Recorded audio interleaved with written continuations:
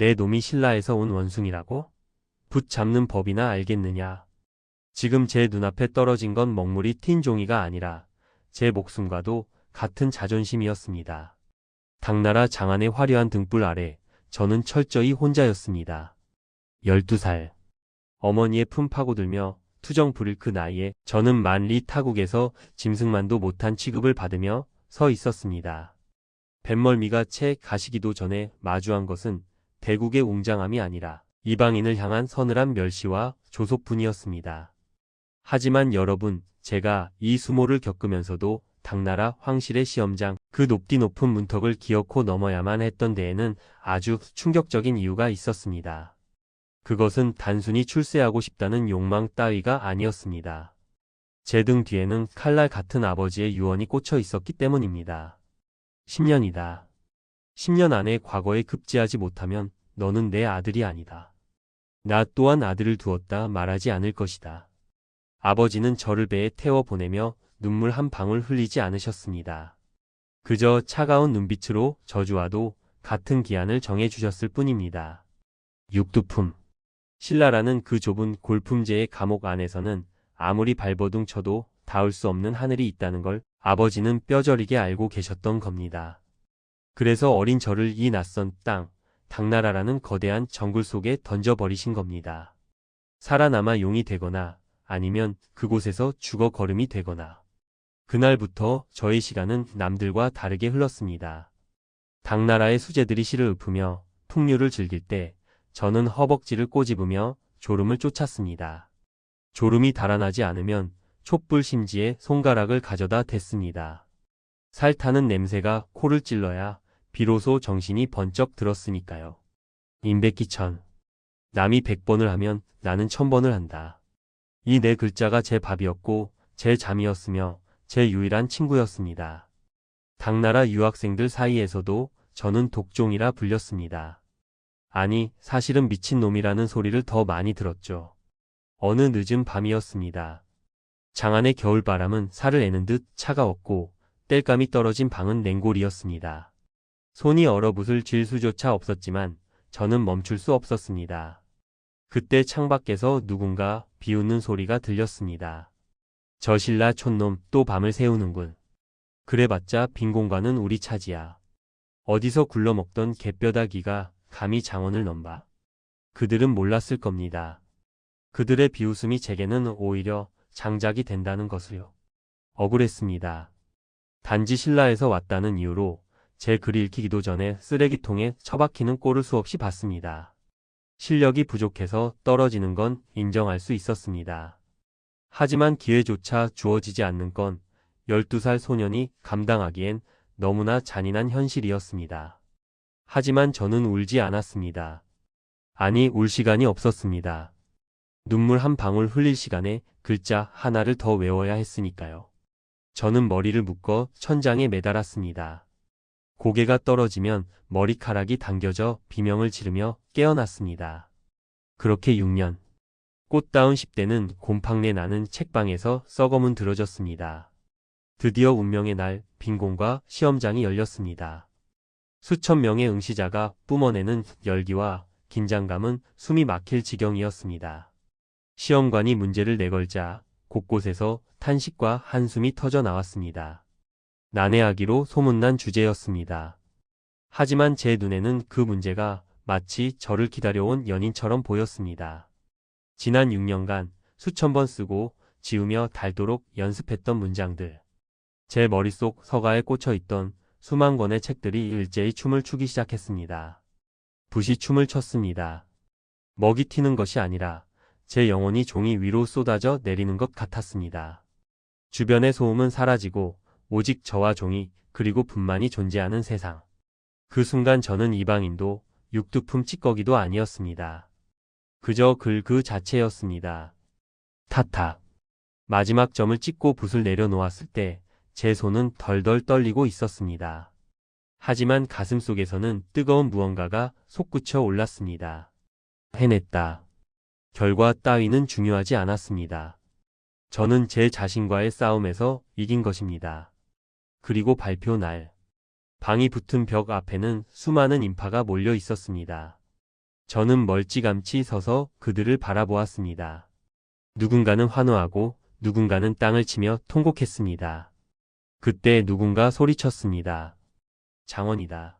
이번 빈곤과 장원은 신라의 최치원이다.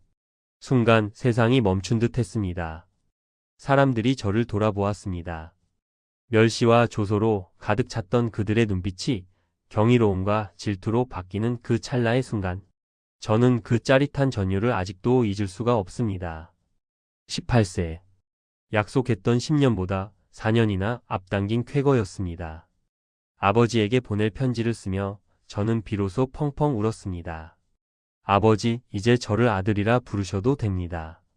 장원 급제 후 제 이름은 당나라 전역에 퍼졌습니다.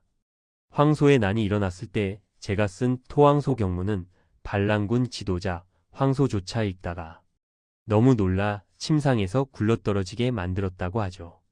붓 하나로 칼든 장수를 제압한 것입니다.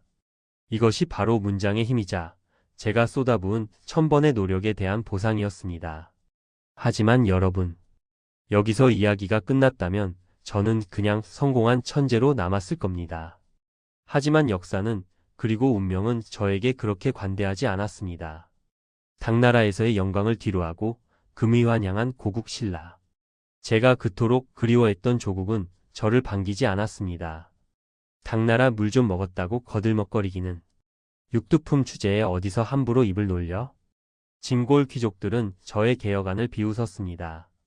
당나라 황제도 인정했던 제 재능이 정작 내 나라에서는 신분이라는 벽에 가로막혀 휴지 조각이 되어버린 것입니다. 저는 깨달았습니다. 공부보다 더 넘기 힘든 벽이 세상에 존재한다는 것을요. 저는 결국 모든 관직을 내려놓고 산으로 들어갔습니다. 가야산 깊은 골짜기 제 각과 신발만을 남겨둔 채 저는 홀연히 사라졌습니다. 사람들은 제가 신선이 되었다고도 하고 절망에 빠져 자결했다고도 합니다. 하지만 저는 실패한 것이 아닙니다. 저는 시대를 너무 앞서 태어난 죄밖에 없습니다. 지금 수험생 여러분, 공부가 힘드십니까? 세상이 여러분의 노력을 알아주지 않는 것 같아 억울하십니까? 저 최치원을 기억하십시오. 말도 통하지 않는 남의 나라에서 오직 실력 하나로 그들의 정수리를 밟고 올라선 18세 소년을 환경 탓, 부모 탓, 머리 탓. 그런 건 비겁한 변명입니다. 남이 100을 하면 나는 1000을 한다. 그 정신 하나면 뚫지 못할 벽은 없습니다. 제가 증명했듯이 말입니다. 하지만 저의 이 치열했던 삶조차 다음에 소개할 이분에 비하면 노력파에 불과할지도 모릅니다. 그는 노력조차 필요 없는 말 그대로 신이 내린 두뇌였으니까요. 무려 9번의 시험에서 단 한 번도 수석을 놓치지 않은 괴물. 조선의 모든 수험생을 좌절시킨 압도적인 천재. 그의 이야기가 궁금하지 않으십니까? 그가 어떻게 인간의 한계를 넘어섰는지 다음 파트에서 그 충격적인 기록을 공개하겠습니다. 저기 봐, 그 사람이야. 붓을 들기도 전에 답을 다 쓴다는 괴물. 시험장에 들어설 때마다 느껴지는 수천 개의 시선들. 질투, 경애, 그리고 공포. 그들은 덜덜 떨며 먹을 갈고 있었지만 저는 하품이 나왔습니다. 왜냐고요? 문제가 너무 쉬웠으니까요. 아니, 정확히 말하면 출제자의 의도가 제 눈앞에 붉은 글씨처럼 둥둥 떠다녔기 때문입니다. 답안지 작성? 그건 그저 머릿속에 이미 완성된 문장을 종이 위로 옮겨 적는 지루한 노동에 불과했습니다. 사람들은 저를 보고 구도장원공이라 불렀습니다. 9번 과거 시험에 나가 9번 모두 수석을 차지한 사람. 전무후무한 기록. 조선 역사상 그 누구도 범접할 수 없는 공부의 신. 그게 바로 여러분이 아는 율곡, 이 바로 저입니다. 하지만 여러분, 제가 이토록 미친 듯이 과거 시험장을 휩쓸고 다녔던 데에는 아주 충격적인 이유가 있었습니다. 단순히 머리가 좋아서? 벼슬 욕심 때문에? 아닙니다. 저는 도망치고 싶었습니다. 어머니, 나의 하늘이자 우주였던 신사임당의 죽음이라는 거대한 절망으로부터 말입니다. 16세. 제 인생은 그 해에 멈췄습니다. 어머니가 돌아가신 후 세상의 모든 이치는 색을 잃었습니다. 유교 경전? 공자왈 맹자왈? 사랑하는 사람 하나 지키지 못하는 학문이 무슨 소용이란 말입니까? 저는 3년상을 치르자마자 짐을 싸서 금강산으로 들어갔습니다. 승려가 되기 위해서였죠. 조선의 4대 부가, 그것도 촉망받던 천재가 머리를 깎고 불교에 귀의한다는 건 사회적 자살이나 다름없었습니다. 율곡이 미쳤다. 사문난적이다. 세상의 손가락질은 따가웠지만 산속의 절간은 고요했습니다. 그곳에서 저는 삶과 죽음의 본질을 파고들었습니다. 밥 먹는 시간도 아까워 생사를 씹으며 참선했습니다. 하지만 깨달음은 오지 않았고 오히려 더 큰 허무함만이 저를 덮쳤습니다. 결국 저는 깨달았습니다. 현실을 떠난 진리는 없다. 세상을 등지는 것이 아니라 이 썩어 빠진 세상 속으로 들어가서 고쳐야 한다. 그것이 어머니가 제게 바랐던 길임을 뒤늦게 안 것입니다. 다시 속세로 내려왔을 때 사람들은 저를 변절자라 비웃었습니다. 쭉 노릇하던 놈이 무슨 정치를 하겠다고. 그래서 보여줘야 했습니다. 내 학문이, 내 깨달음이 틀리지 않았음을. 그들을 입 다물게 할 수 있는 유일한 방법은 압도적인 실력으로 짓밟아버리는 것뿐이었습니다. 29세 대과 전시. 마지막 시험장에는 긴장감이 감돌았습니다. 왕이 직접 내린 시제시험 문제는 충격적이었습니다. 천도책 하늘의 이치와 인간의 도리가 어떻게 조화를 이루는지 논하라. 수많은 응시자가 붓을 떨어뜨렸습니다. 이건 단순한 암기 테스트가 아니었습니다. 우주의 원리와 정치의 본질을 꿰뚫지 못하면 한 글자도 쓸 수 없는 초고난도 문제였습니다. 하지만 저는 웃었습니다. 금강산의 차가운 바위 위에서 수천 번 되뇌었던 고민들이 바로 이 순간을 위한 것이었음을 직감했으니까요. 오후 2시쯤 되었을까요? 다른 유생들이 머리를 쥐어뜯으며 서론도 못 쓰고 있을 때 저는 이미 붓을 놓았습니다. 일필이지. 단 한 번의 수정도 없이 써 내려간 수천 자의 답안. 하늘의 기운은 멈춰 있는 것이 아니라 시시각각 변하니 군주 또한 그 변화를 읽고 백성을 위한 정치를 펴야 한다. 답안지를 제출하고 나가는 제 등 뒤로 시험관들의 탄성이 들렸습니다. 채점을 할 필요도 없었습니다. 이미 그 답안지는 역사 그 자체였으니까요. 당연히 장원이었고 이것으로 저는 9번째 수석이라는 신화를 완성했습니다.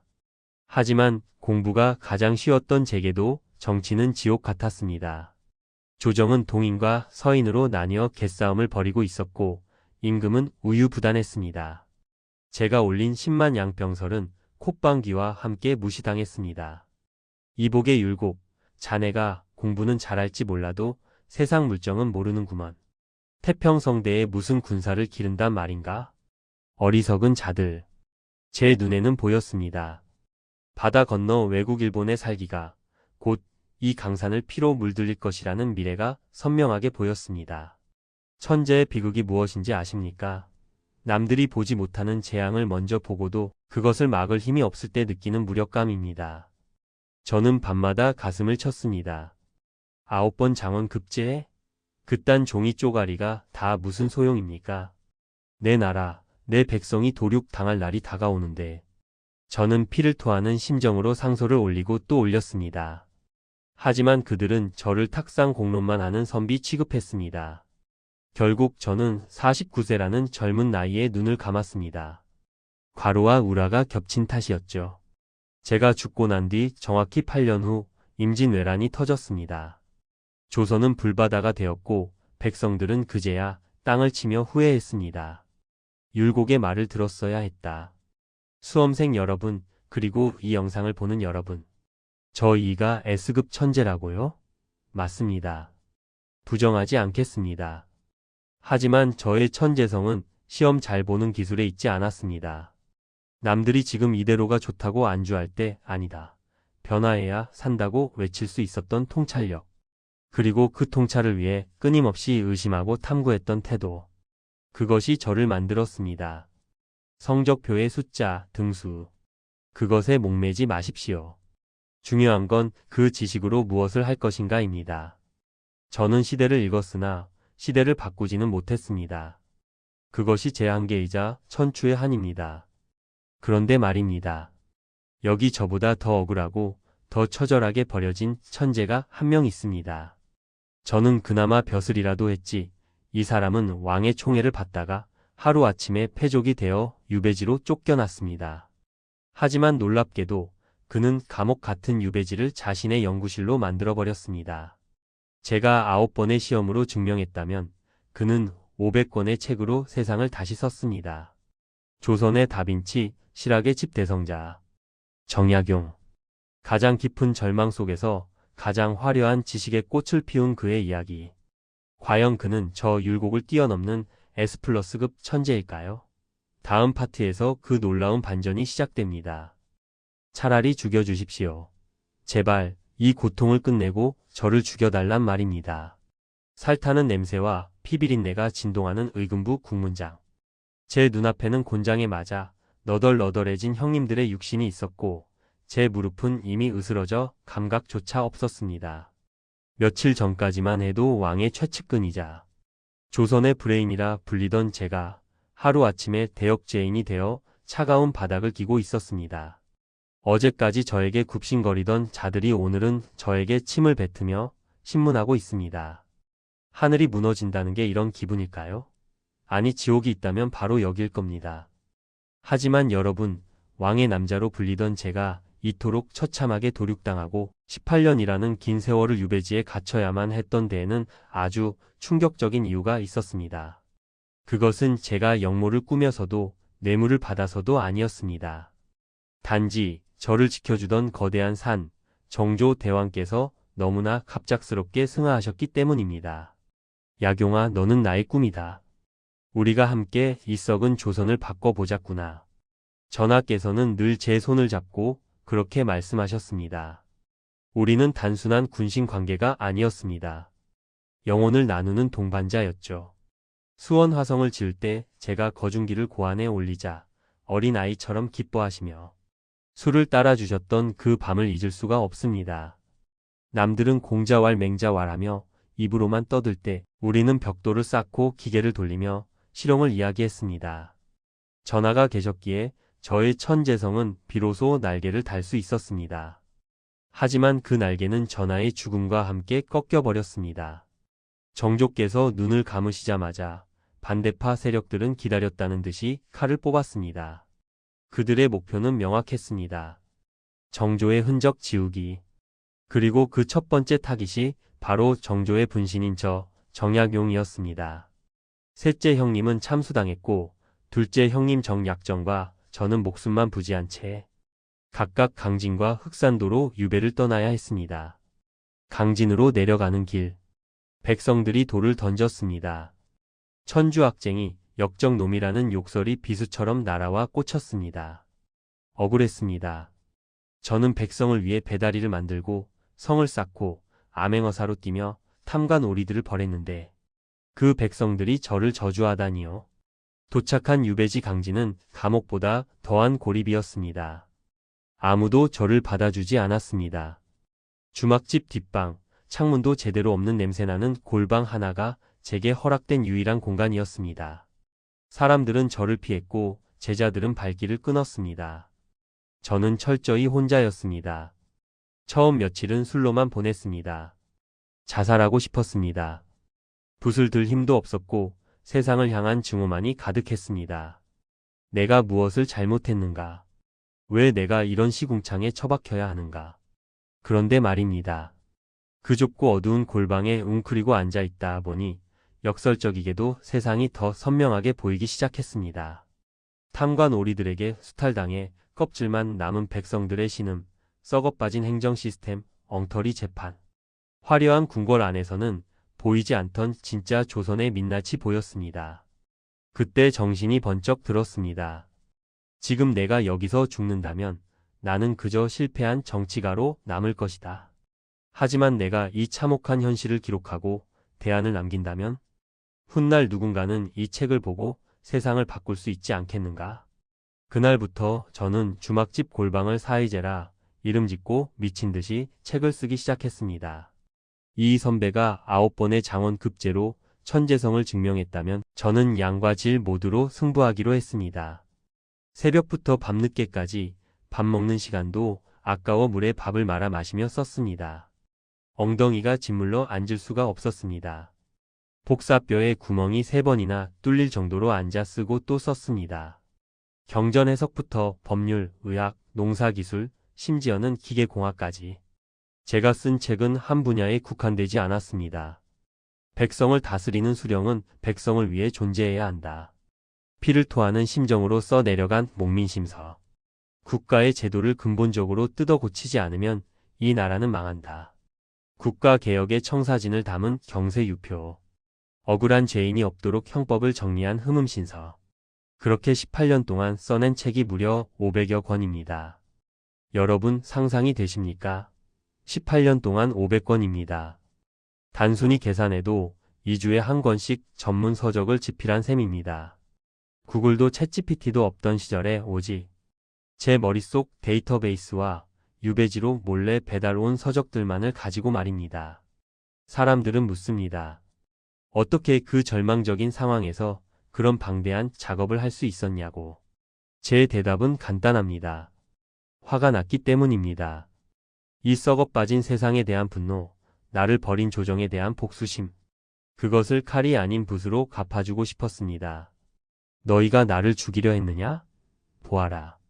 내 육신은 여기 갇혀 있어도 내 정신은 책이 되어 조선 팔도, 아니 수백 년 뒤의 후손들에게까지 전해질 것이다. 유배가 풀려 고향으로 돌아왔을 때 저는 이미 백발의 노인이 되어 있었습니다. 하지만 제 방에는 500권의 책이 산처럼 쌓여 있었습니다. 그것은 저의 피였고 살이었으며 정조 전하께 바치는 뒤늦은 보고서였습니다. 전하, 우리가 꿈꾸던 세상은 오지 않았습니다. 하지만 저는 포기하지 않고 그 설계도를 남겨두었습니다. 언젠가 후세 사람들이 이 설계도를 보고 집을 지어주겠지요. 저는 과거 급제도 해봤고 심지어 정조 눈에 들어 초고속 승진도 했죠. 정치의 중심에도 서봤고 가장 밑바닥 유배 생활도 해봤습니다. 최치원 선배가 노력의 천재였고 율곡 선배가 직관의 천재였다면 저 정약용은 데이터와 실용의 천재라고 자부합니다. 자, 이제 우리 세 사람의 이야기가 모두 끝났습니다. 12살에 유학 가서 맨땅에 헤딩으로 장원 급제한 최치원. 9번 시험 쳐서 9번 다 1등 한 압도적 스펙이. 유배지에서 500권의 책을 써내며 학문을 집대성한 정약용. 여러분은 누가 가장 S급 천재라고 생각하십니까? 단순히 머리 좋은 순서? 아니면 업적의 크기? 하지만 여기서 끝이 아닙니다. 이 영상의 하이라이트는 지금부터입니다. 만약 우리 셋이 한자리에 모여서 진짜 공부에 대해 토론한다면 어떤 일이 벌어질까요? 시험을 잘 보는 기술과 세상을 바꾸는 지혜, 과연 무엇이 더 위대할까요? 다음 파트에서 시공간을 초월한 새 천재의 가상 대담이 펼쳐집니다. 교과서에서는 절대 볼 수 없는 천재들의 자존심을 건 진짜 티어 결정전. 기대하셔도 좋습니다. 자, 계급장 떼고 한번 붙어봅시다. 누가 진짜인지. 지금 이곳은 시공간이 뒤틀린 천재들의 회담장입니다. 촛불 하나 켜진 어두운 방, 3명의 남자가 둘러앉았습니다. 분위기가 살벌합니다. 서로를 바라보는 눈빛에서 스파크가 튑니다. 단순한 선후배 만남이 아닙니다. 이것은 자신의 인생을 송두리째 걸고 벌이는 지적 데스매치입니다. 하지만 여러분, 이들이 이토록 살기를 띠며 서로를 노려보는 데에는 아주 충격적인 이유가 있었습니다. 그들은 모두 살아생전 실패한 천재라는 꼬리표를 달고 눈을 감았기 때문입니다. 나라를 구하지 못했다는 죄책감, 시대를 바꾸지 못했다는 패배감. 오늘 이 자리는 그 억울함을 씻어내기 위한 마지막 청문회입니다.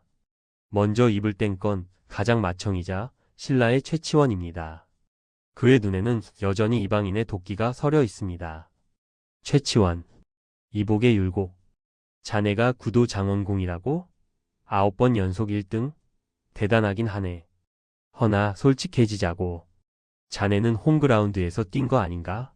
말 통하고 글 통하는 내 나라에서 그것도 빵빵한 양반 가문 지원받으며 공부한 거랑 나처럼 말도 안 통하는 남의 나라 당나라에 12살 때 인질처럼 던져져서 1등 한 거랑 같다고 보나? 나는 텃세와 차별이라는 모래주머니를 차고 달렸어. 순수 난이도로 따지면 내가 압승이지. 최치원의 도발에 이가 눈썹을 꿈틀거립니다. 얌전한 선비인 줄 알았더니 그의 눈빛이 순식간에 날카로워집니다. 이 고운 최치원 선배님 말씀이 지나치십니다. 홈그라운드? 어머니신 사임당 잃고 16살의 고아가 된 심정을 아십니까? 멘탈이 가루가 된 상태에서 절간을 떠돌다 다시 붓을 잡았습니다. 그리고 9번 장어는 단순히 암기를 잘해서가 아닙니다. 9명의 다른 시험관, 9개의 다른 주제, 그 모든 변수를 완벽하게 통제하고 출제자의 의도를 간파해야 가능한 경지입니다. 선배님은 노력으로 1등을 했지만 저는 통찰로 1등을 했습니다. 레벨이 다르죠. 그때 구석에서 책을 넘기던 정약용이 코웃음을 칩니다. 그는 두 사람을 번갈아 보며 혀를 찹니다. 정약용. 두 분 참 한가한 소리들 하고 계시네요. 1등이 뭐 그리 중요합니까? 율곡 선배님 10만 양병설 주장하다가 무시당하셨죠? 고은 선배님 신라 골품제 개혁안 냈다가 휴지 조각됐죠? 결국 두 분 다 이과 글로만 떠들다 끝난 거 아닙니까? 진정한 천재란 현실을 바꾸는 결과물을 내야죠. 저는 유배지에서 기중기를 설계하고 형법을 뜯어고치고 농사짓는 법까지 500권의 매뉴얼로 만들었습니다. 실용성 없는 공부는 지적 유의일 뿐입니다. 정약용의 묵직한 팩트 폭격에 잠시 정적이 흐릅니다. 하지만 이도 물러서지 않습니다. 다산 정약용, 자네 말대로 결과물이 중요하네. 허나 자네가 모시던 정조대왕이 죽자마자 자네의 그 500권 당장 쓰이지도 못하고 창고에 박히지 않았나? 결국 자네도 정치를 못해서 패족이 된 거 아닌가? 나는 적어도 죽기 전까지 동인과 서인을 중재하며 파국을 막으려 했네. 자네는 유배지로 도망쳐서 혼자만의 세상에 갇힌 건 아닌가? 최치원. 맞아. 그리고 다산, 자네는 책을 많이 썼다지만 그게 다 짜깁기 아닌가? 나는 내 영혼을 갈아 넣어 문장을 창조했어. 토항소경문 하나로 전쟁을 멈출 뻔했지. 자네처럼 자료 수집해서 편집한 거랑은 창의성의 깊이가 달라. 정약용. 편집이라뇨? 방대한 데이터를 분석하고 재가공해서 새로운 대안을 제시하는 게 바로 지식 경영입니다. 그리고 제가 도망쳤다고요? 저는 감옥 같은 방에서 18년을 버텼습니다. 엉덩이가 짓물러 뼈가 보일 때까지. 새 천재의 목소리가 점점 높아집니다. 최치원 극한의 환경을 극복한 의지의 천재. 이 본질을 꿰뚫는 직관을 가진 두뇌의 천재. 정약용 지식을 집대성하여 시스템을 만든 데이터의 천재. 서로의 아픈 곳을 찌르며 공격하지만 역설적이게도 이 논쟁 속에서 그들의 공통점이 드러나기 시작합니다. 그들은 모두 시대를 너무 앞서간 죄인들이었습니다. 최치원이 살던 신라는 썩어가는 골품제 때문에 그의 능력을 담을 그릇이 못 되었고, 이가 살던 조선은 붕당 정치에 미쳐 그의 경고를 무시했으며, 정약용의 조선은 세도 정치의 늪에 빠져 그의 개혁안을 받아들이지 못했습니다. 격한 논쟁 끝에 이가 긴 한숨을 내쉬며 찻잔을 내려놓습니다. 우리가 여기서 싸워서 무엇 하겠습니까? 사실 우리 셋 다 알지 않습니까? 우리가 붓을 들었던 진짜 이유를. 그 말에 최치원과 정약용의 눈빛이 흔들립니다. 네, 그렇습니다. 이들이 미친 듯이 공부하고 피를 토하며 글을 썼던 이유는 단 하나였습니다. 출세가 아니었습니다. 바로 백성이었습니다. 최치원은 당나라에서 성공했지만 고통받는 신라 유민들을 보며 귀국을 택했습니다. 이는 병든 몸을 이끌고 밤새 상소를 썼던 이유가 다가올 전쟁에서 백성이 흘릴 피를 보았기 때문입니다. 정약용이 유배지에서 500권을 쓴 이유도 굶어 죽어가는 백성을 살릴 실용적인 방법을 남기기 위해서였습니다. 정약용. 씁쓸하게 웃으며 맞습니다. 우리는 실패했습니다. 하지만 적어도 우리는 외면하지는 않았습니다. 그 썩어빠진 세상에서 붓 한 자루라도 들고 저항하지 않았습니까? 최치원. 그래. 12살에 바다를 건널 때도, 벼슬을 버리고 산으로 들어갈 때도 내 마음속에는 항상 사람이 있었지. 지식이란 건 결국 사람을 살리는 데 써야 하는 거니까. 분위기가 숙연해집니다. 서로를 향해 세웠던 날이 무뎌지고 대신 그 자리에 지난 동료애가 피어오릅니다. 천재라는 짐을 짊어지고 시대를 역행해야 했던 자들만이 느낄 수 있는 유대감. 자, 이제 이 긴 대담을 정리하고 최종 티어를 매겨야 할 시간입니다. 단순히 과거 시험 성적표만 본다면 9번 1등 한 이가 S급일까요? 아니면 맨몸으로 해외 유학 성공 신화를 쓴 최치원? 그것도 아니면 500권의 방대한 저술을 남긴 정약용? 하지만 여러분, 진짜 승부는 과거가 아니라 미래에서 결정됩니다.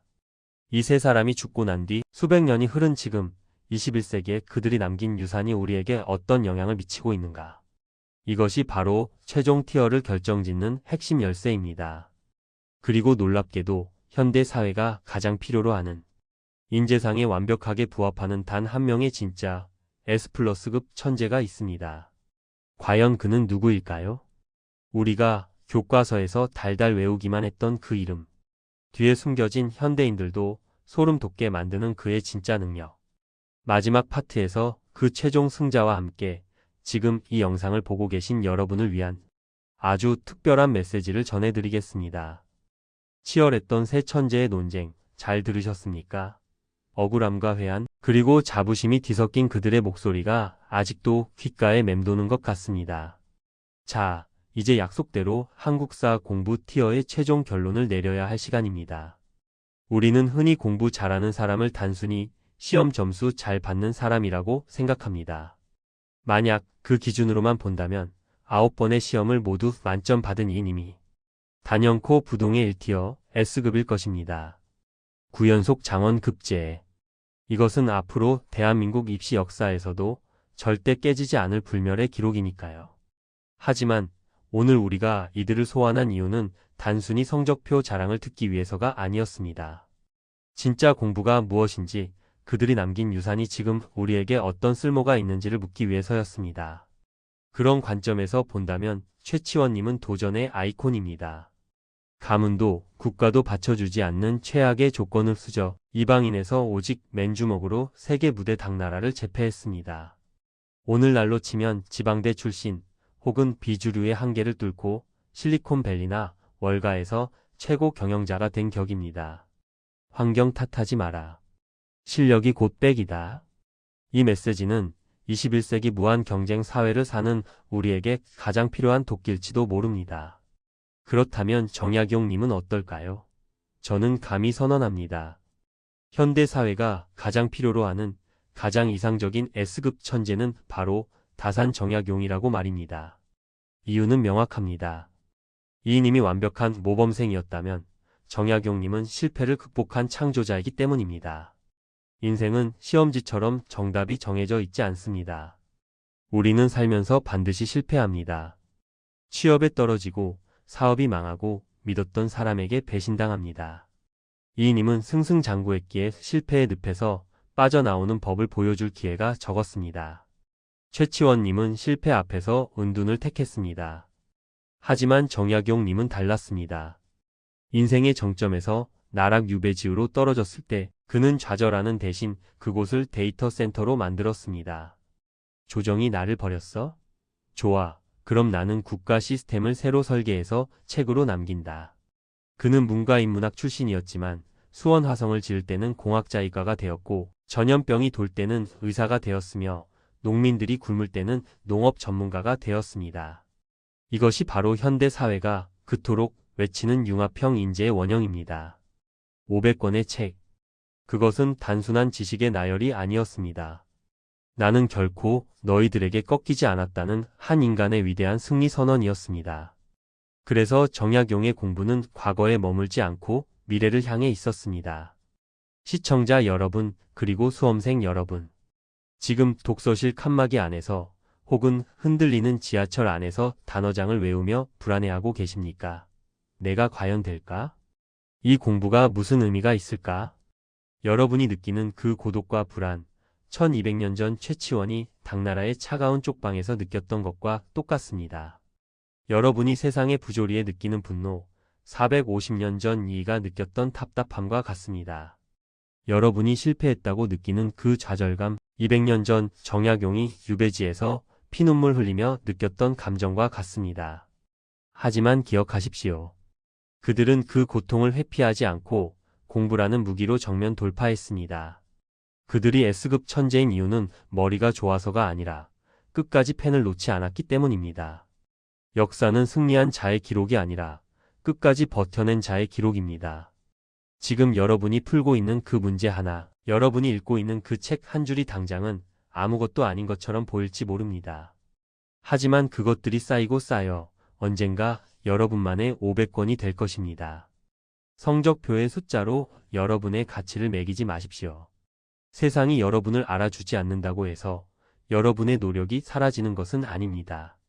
정약용이 유배지에서 쓴 책들이 200년 뒤에야 빛을 발했듯 여러분의 노력도 반드시 세상이 알아줄 날이 올 것입니다. 오늘의 티어 정리.